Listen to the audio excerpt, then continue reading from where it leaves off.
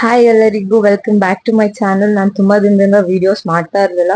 But ಈ new year ಇಂದ ನಾನು ಅನ್ಕೊಂತಿದ್ದೀನಿ ಅಟ್ಲೀಸ್ಟ್ ಒಂದ್ ವಿಡಿಯೋನಾದ್ರೂ ಮಾಡಬೇಕು 1 ವೀಕ್ಗೆ ಅಂತ.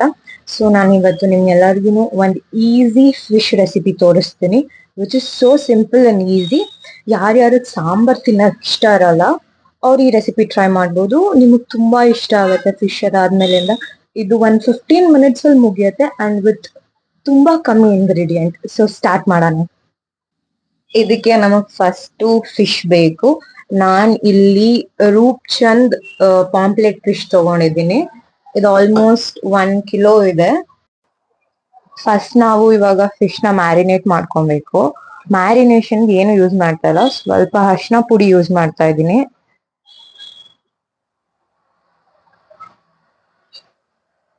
ಮತ್ತೆ ಸ್ವಲ್ಪ ಸಾಲ್ಟ್.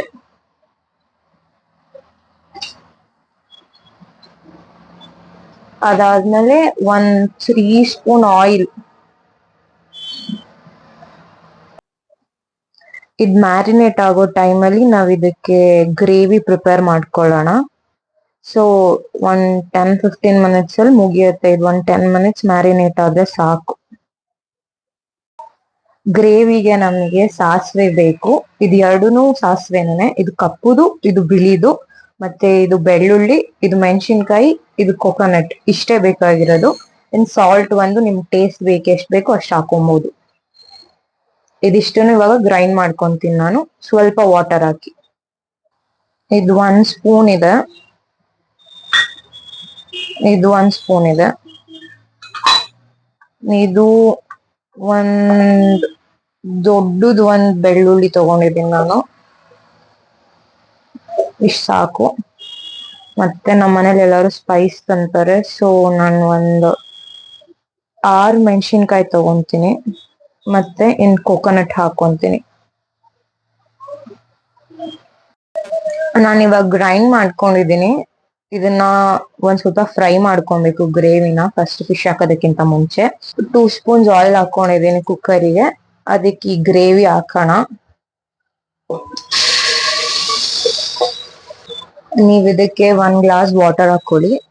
ಜಾಸ್ತಿ ನೀರ್ ತರ ಇರಬಾರ್ದು ಇದು, ಸ್ವಲ್ಪ ಜಾಸ್ತಿ ಗಟ್ಟಿನೂ ಇರಬಾರ್ದು. ಮತ್ತೆ ನಿಮಗ್ ಟೇಸ್ಟ್ ಎಷ್ಟು ಬೇಕೋ ಅಷ್ಟು ಸಾಲ್ಟ್ ಹಾಕೊಳ್ಳಿ. ನಾನು ಫಿಶ್ಗೂ ಸಾಲ್ಟ್ ಹಾಕಿದೀನಿ, ಗ್ರೇವಿ ರುಬ್ಬೋವಾಗೂ ಸಾಲ್ಟ್ ಹಾಕ್ದೆ. ಸೊ ಇವಾಗ ಬೇಯೋವಾಗ ಸ್ವಲ್ಪ ಸಾಲ್ಟ್ ಹಾಕ್ತಾ ಇದೀನಿ ಅಷ್ಟೇ.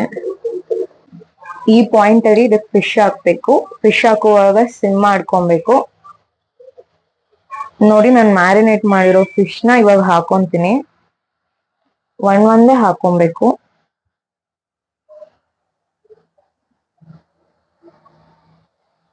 ನೋಡಿ, ನಾನು ಇವಾಗ ಫಿಶ್ ಎಲ್ಲ ಹಾಕೊಂಡಿದ್ದೀನಿ.